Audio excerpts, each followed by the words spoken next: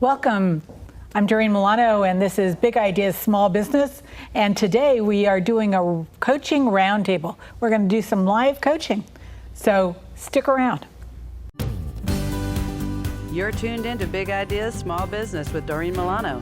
Doreen brings energy, focus, and creativity with the most cutting-edge tools and systems needed to grow business, drive profits, and achieve dreams. Ready to rise? Here's your host, Doreen Milano.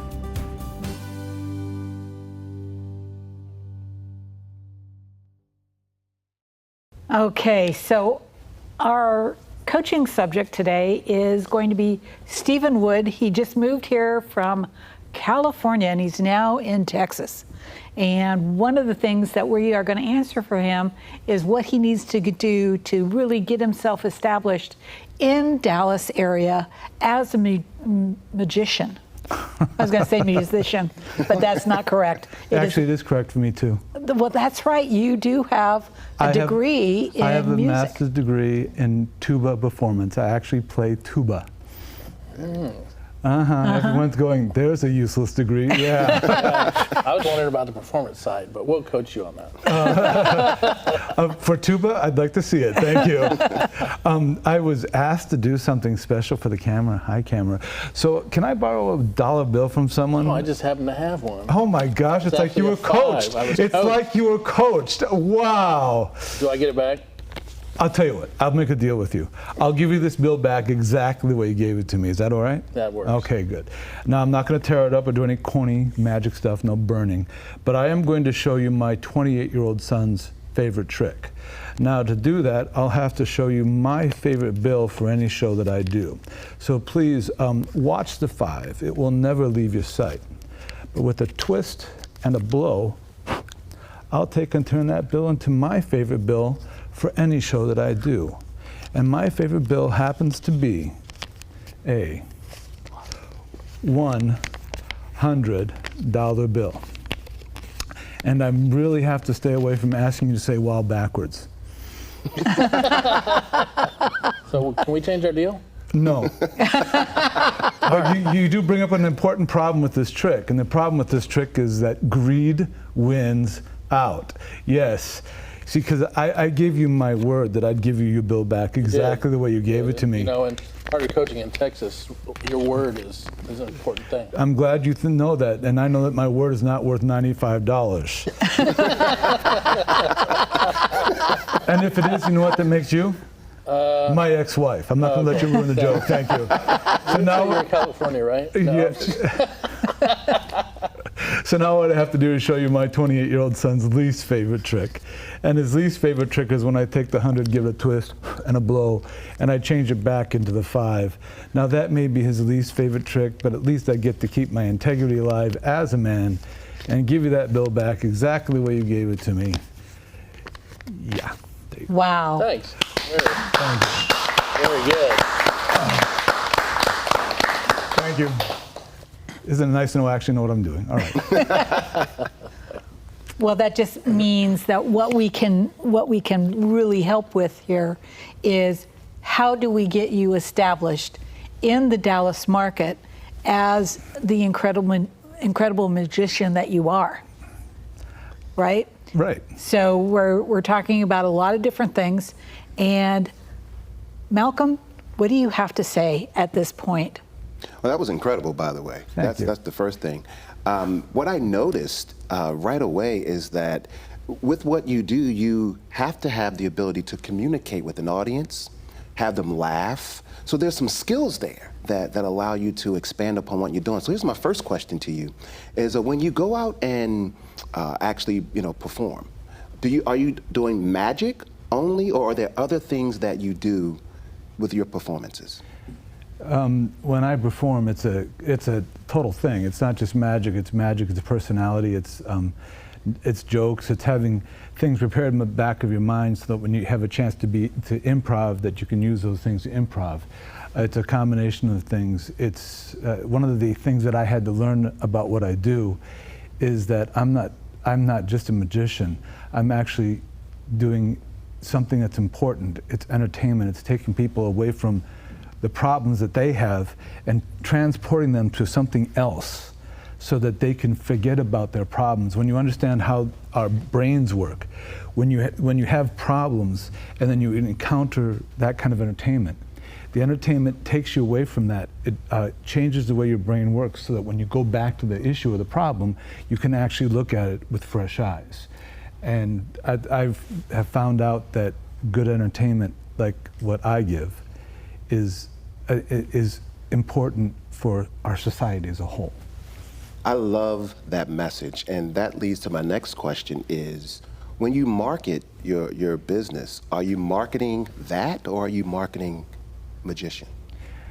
When I market my business right now, I am marketing a tomato can. And the reason why I'm marketing a tomato can is because the way that marketing is taught to magicians like myself is that you have all this that you do, and now you're competing with another tomato can. And I'm learning to not market a tomato can, but to market my abilities and skills as a magician, which makes me different than another tomato can. If all you're doing is buying a tomato can, then you just want the tomato can that is the least expensive, and I'm not a tomato can.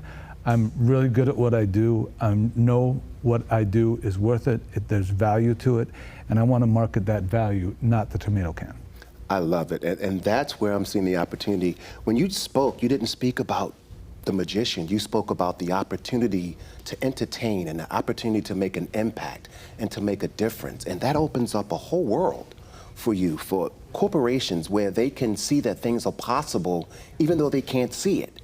So when you have an opportunity to maybe speak to them in a keynote and incorporate showing them with magic that, hey, this is possible even though you may not be able to see it, there's another opportunity. So I love the path that you're on, so that the thing I'm offering is to continue to expand upon not putting yourself in a tomato can, but that really realize that what you're offering is transformational to businesses, to schools, to families, just using that skill of what you have, the way that you can speak and captivate an audience and entertain them. That's a whole opportunity that I see for you. I would agree. I would definitely agree. So, Paul? One of the things I really like is, so we just met, what, a half hour ago? Mm-hmm. But we had a great time with your magic trick. You know, the ability, so I do a relationship mastery podcast. Okay. So being outgoing like you are, and being able to connect almost instantly with someone as me, or with an audience if you're standing up there doing your magic trick, whether it's for a corporation or it's for a school or something, but I feel in you that you really exude the, hey, I'm a guy, I'm here doing a magic trick, you can talk to me, we can have fun, because we did have fun, and availing yourself of, you're a little vulnerable, but that's okay, come talk to me, let's build that relationship. We can do it from here to there, or we can do it right here. And it's important because if people think if say you got up there and you were kind of stiff and people would perceive you as standoffish, and they're going like, oh, what kind of magic is that? But you know, I just sense in what you're doing and the conversation we've had that you're able to connect with people really quickly. And I'm sure that really helps with what you're doing. It's an important skill to have, and it is a skill. I always tell this story. If you've ever been to LA, you know the Magic Castle's in LA. And I went to the Magic Castle one day. I'm a member of the castle still, even though I'm in Texas. And I went to see, there was a magician performing in the close-up gallery at the Magic Castle. And I probably shouldn't say this on tape, but I'm about to. It was the guy at the time who was taking care of the Magic Castle library. And he was doing all of this complex sleight of hand. And all the magicians were geeking out at what he was doing. All the non-magicians were bored to tears. It was born into tears. So I've taken that to heart. And I try to, what I do here is not as important as what I do here. It's that most everything that I do, I've done so many times that I don't have to think about it. And when you can get to that point where you don't have to think about it, then you're able to go to the next level. You're able to entertain. You're able to put stories behind magic. I've actually had the opportunity, I'm a Christian, so I actually had an opportunity, a couple of opportunities to do magic in a church set. And one of the most important nights of my magic career was when someone came to the Lord because of what I did. And it's not because of what I did, it's because of who God is. But the idea that you can take this art form and put a message behind it and then have it be so life transformational. And it doesn't just have to be spiritual. It could be a family that was having troubles that came to see me do a close-up show and walked away forgetting about all the troubles and saying, what you did transformed our lives. And we're going to stop here for a second. Yes. We're going to take a commercial break. We'll be right back. We are being censored. America's news outlets no longer provide the truth. 90% of news outlets in the United States are controlled by 6 corporations. They're not out to tell you the truth of what's happening. They're out to tell you the picture of the world that they represent. The mission of the Epoch Times is to chase the truth, to ground all statements in facts, and prevent people from being misled. The Epoch Times is independent. We're not controlled by any special interests, and we never will be. The Epoch Times is a non-partisan media. That means we don't stand for any political party. This is a battle between truth and deceit, a battle between forces that would ensnare this country in ignorance, and between a media that wants to present you with the truth. Subscribe today and join the Americans who are seeking truth and tradition. We'd love to have you on board. Business runs on technology, and human beings are creatures of habit. Unfortunately, not all our habits are good. Technology, when it works, is supposed to make our lives easier, creating routines that allow us to protect customer data, track our progress, forecast the future, communicate better, and move much faster. So, you need technology solutions that work when you're not working, or simply not paying attention. Smart technology solutions, making the complicated uncomplicated.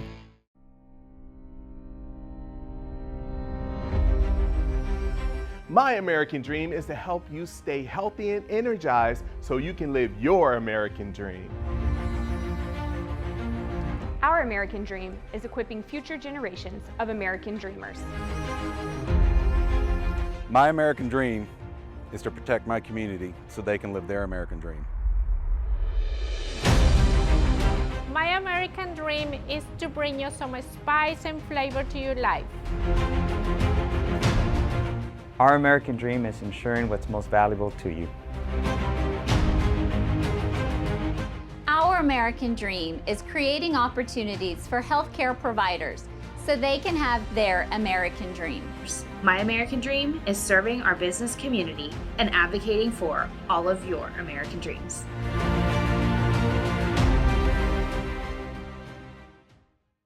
Welcome back. You're watching Big Ideas Small Business with Doreen Milano. I happen to be a coach. I have brought in Malcolm Reid. He's flown in from the East Coast to be the master coach for our session here. And we have the master communicator, Paul Russo, right? Yep. Thank you for the applause. And we are talking to Stephen Wood, who just flew in or has just moved here from California, trying to get his business reestablished here in Dallas. And so we're all going to sit here and really work on what we can do to support Stephen in his transition. And business is business, right? Yep. And business does not work unless we have some cash flow. And sales, now I know this for a fact because I'm a transplant from California myself. Marketing and sales here in Dallas is different than what you can get away with in California. Correct? That's true. Well, one of the things that we kind of mentioned in a previous section that you were on is, shaking someone's hand. Being honest, being open. I find in relationships there's nothing wrong with someone asks you something and you're like, I'm not sure, or I can't do that. Instead of like trying to sell ourselves, going like, oh yeah, I can do that. I can do anything. Yeah. I can play a tuba. I can't. I hear you can. But see, and that's part of the relationship building too, is like having fun, enjoying yourselves, and you mentioned that, but we need to understand magicians they're earning a living. And that, it's not all take my $5, make it 100, and sorry, I've made my money for the day. It doesn't work that way. It is a business, and business needs to occur for all of us to be able to live, pay our bills, and have fun. So, tell me about the business of a magician. Well, business of a magician, it really is based in a couple of things. First, you have to book shows. And I've found that there are different kinds of clients depending on, and they seem to be the different kinds of clients no matter if you're in California or you're in Texas. There's one client who is asked the question before they even talk to you, how much do you charge? They're not interested in how you relate to them. They're not interested in if you're actually good at what you do. They're interested in one thing only, and that's the bottom line. And so if you ask them, what's your budget? They'll say, no, how much do you charge? And then you give them a price, and they're like, oh, that's too expensive. No, they knew what their budget was, but they didn't want to have a working relationship. They wanted to actually be on top, and they want to make sure that they are in control of the situation. And I will be honest with you, those are people that I don't want to work for. Not your perfect client. Not my perfect client. And then on the other hand, you have clients like someone who hired me for his wife's 50th birthday party. And what happened was we had a little bit of a conversation about budget.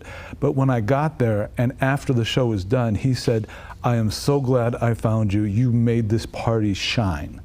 And it was the kind of thing where we worked together, and he didn't look at me as a soup can.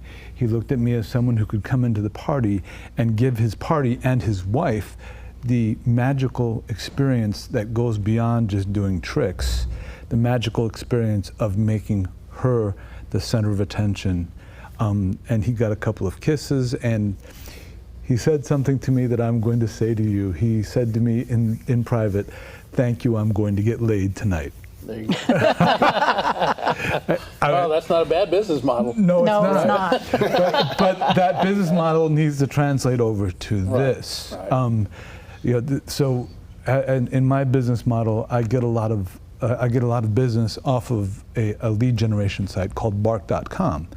But at the same time, I'm getting a certain level of client from that who only are willing to spend a certain amount of money. And I'm already finding out where the ceiling is as far as my business is concerned. One of the things I'd like to do is get that ceiling of how much I can charge to move up, which means I need to get to a different kind of client. And I wouldn't mind hearing ideas about how to do that. Are you so you're not okay with things being the way that they are right now? Nope. How much longer are you okay with things staying this way? So how much longer? I'm not okay with it yesterday. Okay. But the way things are right now is, for me, it seems like, it's not, but at this point in time, it seems like it's the only way to go because it's getting me money. Does that make sense?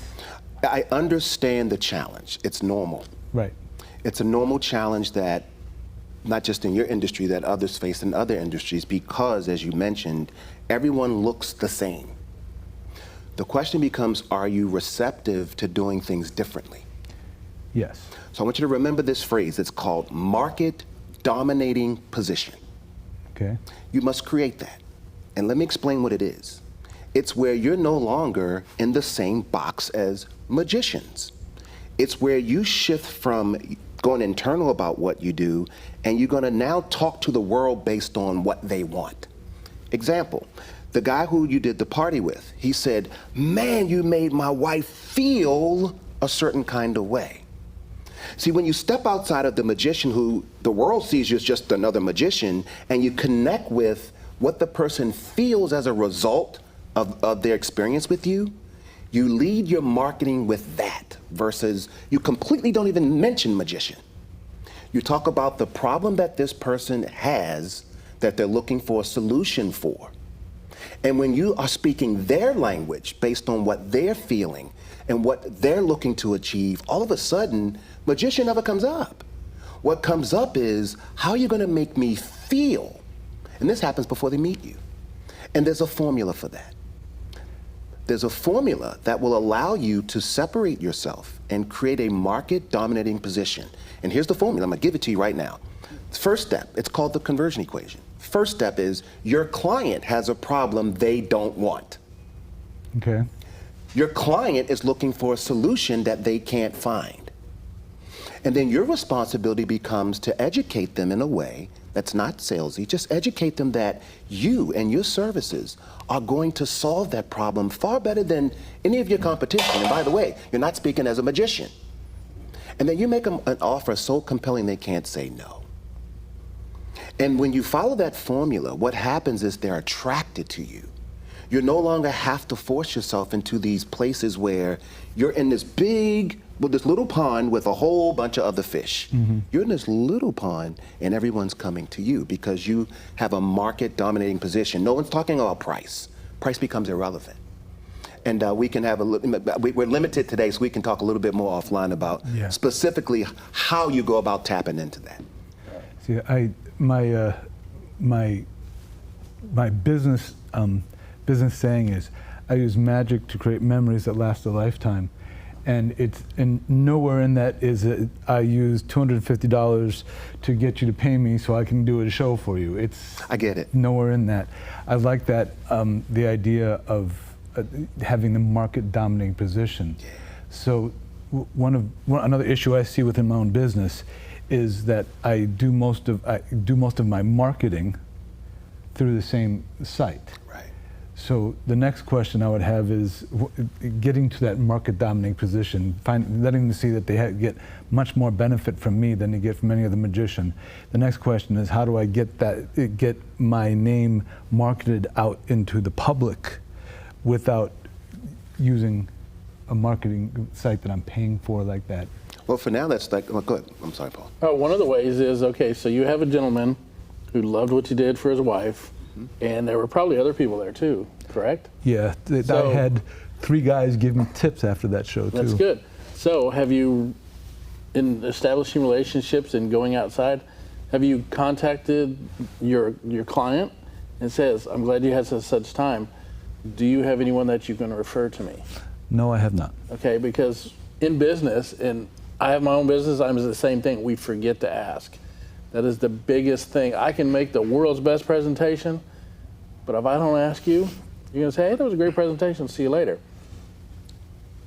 You've established a relationship with him and the other men. You could say, hey, you know, some of your friends gave me tips. Is there a way that you can reach out to them and have them contact me so we can see if they're interested in me doing a magic show for them? When you have a client, the other thing is you don't really have to have it in writing from it, but if you had your own website, you could say, Bill said I did a fabulous job for his wife. You don't have to use a last name, but it's building your credibility. The biggest thing is you need to call him back. How long has it been? 2 months. 2 months, say, hey, you know, I was just following back up. I know it's been a couple months since your wife's 50th birthday. I hope you all had a great time based on the conversation we had. Is there anyone that you can refer me to? That's the biggest thing, because you'll remind him it's been 2 months. You'll remind him how much fun it was and the other stuff that was going on. And then you might see how the conversation goes and say, you know, I had 3 of your friends give me a tip. What's the possibility of reaching out to them and seeing if they would like me to do a magic trick for them?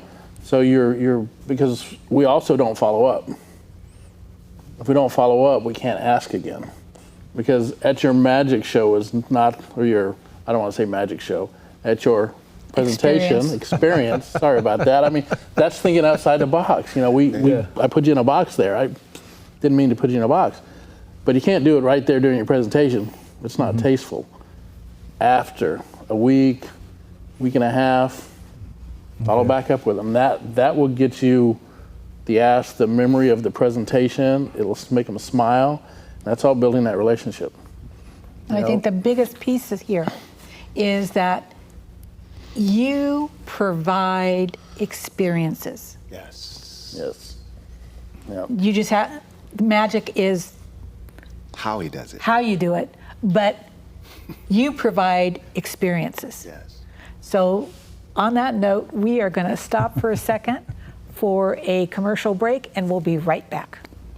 Business runs on technology, and human beings are creatures of habit. Unfortunately, not all our habits are good. Technology, when it works, is supposed to make our lives easier, creating routines that allow us to protect customer data, track our progress, forecast the future, communicate better, and move much faster. So, you need technology solutions that work when you're not working, or simply not paying attention. Smart technology solutions, making the complicated uncomplicated.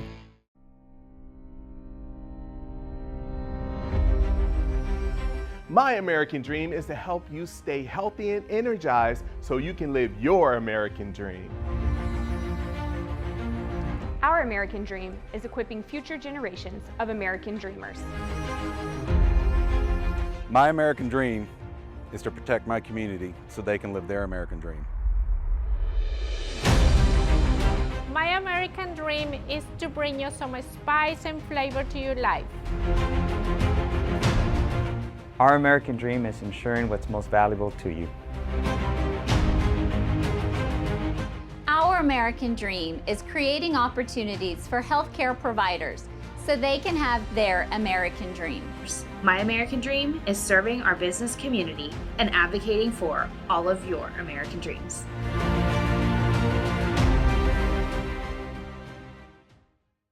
Welcome back. I'm Doreen Milano. I am a certified executive business coach, and we have Malcolm Reid here. He's a master coach that flew in from the East Coast to be with us today. We have Paul Russo. I have a hard time with your last name, Paul. I'm sorry. It's Paul Russo. And he is the master communicator. Thank you. Right? Yeah. And Stephen Wood is here seeking support in his new endeavor. He just moved to Dallas, and he is creating incredible experiences for people here in Dallas. Yes. So we are going to continue the conversation about experience, right?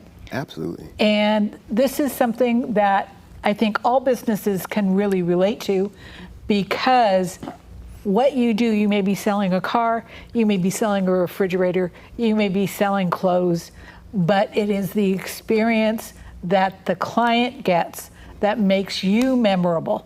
That is the reason they go back to your establishment to get that experience. Yeah, and I have to commend you for, first of all, for being here, and second of all, for being vulnerable.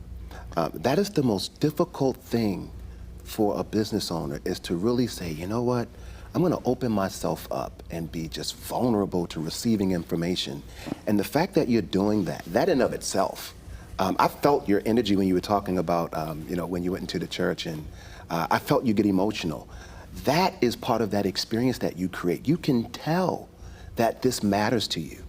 And so just stepping into that level of authenticity, it completely separates you from everyone else that you're working with. And so I would just encourage you to keep leading with that. It's going to go a long way. What I have found in the magic industry, I'm supposed to be talking to them back there. No, sorry. So what I just found in the magic industry, I found is that the way that we're encouraged to market, it becomes I'm marketing me. So it becomes a very personal thing. And it's sometimes, if you're not accepted in your marketing, if somebody doesn't want to hire you, it becomes something where you might, sometimes I have felt personally hurt by it. And the idea of being able to divorce that, so that I understand that I am marketing an experience that I present, but it's not about myself as a person, or my worth as a person, or my worth as a performer. Realizing that is a part of the situation. And that's another thing that took me a long time to understand. And also understanding what I do and don't like to perform, where I do and don't like to perform. I like the idea of dominating the market that I want to be in. To be completely blunt, I want to do as few kids shows as I possibly can. And the reason why is because the kids show is the most work, and the parents will always say, it's only a small party for about 30 kids. So they say that to indicate that they don't have to pay as much money. There's that, or the other kind of business you get is the person who calls and they're calling for to raise money. And the first thing they say is they're describing how good their charity is. And the next after that is going to be, so I need you to donate your time. Right. You get that a lot too. And I've already gotten both of those in Texas too. So those are things that can subtly affect you here. So I'm realizing that I have to have this in place as much as anything else. So I'm very interested in exploring dominating the market. I'm very interested in exploring how to do that and how to pull in more market share and how to pull in more market share that doesn't have bark.com associated to it. Yeah. And when you talk about, everyone wants something for free, and it's something as a consumer that we as consumers have to get over. Yeah. Because when I see things, it's like, hey, I need to find a cheap tire. Do you really want to run on a cheap tire? Right. Do you want a cheap experience? If you want a cheap experience, you can get cheap experiences. I've learned not to go cheap. You need to go quality. You need to quality experience, and there's so much of a difference. We've all been there where we've gone to the restaurant that only has one car. There's a reason you don't do that. Mm-hmm. And it's a reason everyone has value. And you mentioned, about taking things personal. We all do, but we all have a value because you turned my 5 into 100 and then didn't give it to me, but gave me back my 5 because you kept your word. But I couldn't do that. I would probably have to burn it or do something. I don't know what I'd have to do, go to the bank. But that's worth. Well, one of the things that I get to share, and I share it with my clients all the time, the culture of the experience that you want to create is the difference between, and I'm going to date myself here, ladies and gentlemen, the difference between walking into Kmart and the difference between walking into iMagnon. Man, you're not just dating yourself, you're really taking yourself out to dinner on that one. Holy smokes. Wow. But the experience is totally different. Right. It is not to be ignored. Mm-hmm. So if we look at what you call the soup can marketing, where all magicians fit into the same soup can, there is no value differentiator that says I'm worth more. So when we look at you stepping up and being a high-end deliverer of an experience, that in and of itself is worth more money. Yes. No matter what. Yes. I was thinking about that because I helped a nonprofit in California with an evening of magic, and not only did they pay me like a professional, not only did they have the experience that I provided as a performer, they also had the experience of making like 25-30% more than they would have normally made. And I think there's something to market in that idea. Absolutely. Yes. The experience that I provide not only gives you an experience you're not going to experience anywhere. Using experience a lot. Not going to experience but that's anywhere. okay, because we want you to use it, because then it gets set in your mind. That's true. And you are an experience. You are. Yeah. You are. Yeah, and you teach people how to treat you. That's true. Mm-hmm. So when you accept, and understand, it's a challenge because you have to make money, right? If you lead with I have to make money, then that becomes it becomes all consuming. When you lead with the experience that you're making for others, it completely changes the dynamic, and you make the money as a result of what you're leading with. So you now have the opportunity, as you just mentioned, you're not only going to create the experience, but you're going to be paid and seen for who you really are. So it will no longer be personal, it'll be deeper than personal, because you'll get the fulfillment by attracting those type of people who you've taught who you are based on how you're leading. And when you think of the word experience, people talk about, I experienced this fabulous cruise. I experienced this fabulous thing. I experienced this fabulous magician named Steve, and he did this wonderful, that's what you want to put out there. That's what you want people to say. I had an experience. Or, yeah, you came and did some magic for the 30 kids that were actually 60, and they spilled Kool-Aid on them, and you know, you've been through all that, right? And that's not your market. Your market is higher end people, higher end companies, higher end Your market is your boardrooms. Yes. Your market is company retreats. Exactly. Your market and that's why is experience. The word experience needs to be part of your marketing, part of your branding. My market is not a Beverly Hills mother who hired me and stuck me on their mansion half-circle driveway with 35 kids where they all went in the house. That is not my market. No, that's not your market. No, but you're right. It's the upper. Yes. It's the corporate. It's the company parties. In a previous section, you talked about you for the 50th birthday party who's looking for an experience. Mm-hmm. And an employer that wants an experience for his employees because he's trying to reach them in a different way, a different segment, but it all reaches into the, you know, and I'm just thinking, you know, just the experience. And I'm thinking, okay, how can I get you in front of people that need an experience? Yeah, and Texas will accept you for that authentic experience that you're going to provide. Absolutely. And we're going to wrap this up, ladies and gentlemen. Thank you so much for being here. Malcolm, thank you for driving. Thank you so much for having me. It was a lot of fun. Paul, thank you for accepting my invitation to come be our master communicator. No problem. It's fun. And Stephen, thank you for coming in and being willing to get coached. No problem. That was good.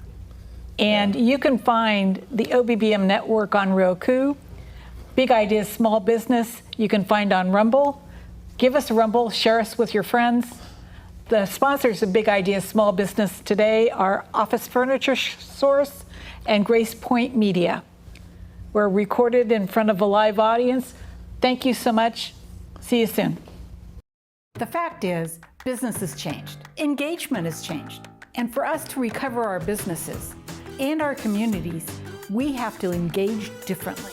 If you want to have a serious conversation about engagement, community, and your business, call me, Doreen Milano, Visions to Excellence. I'm an executive coach. You can reach me at 650-483-5798 or contact me online at v2e.biz. That's capital V, number 2, e.biz. Let's have a conversation. This has been Big Ideas Small Business with Doreen Milano. Doreen Milano solves problems for small and mid-market family-owned businesses and service-based industries. To work with Doreen, go to v2e.biz. For guest and sponsorship information, call 650-483-5798. Big Ideas Small Business with Doreen Milano is produced by Offbeat Business Media for the OBBM Network. For OBBM Network programming information, call 214-714-0495. Unauthorized use of any part of Big Ideas Small Business with Doreen Milano without prior permission through the OBBM network is strictly prohibited.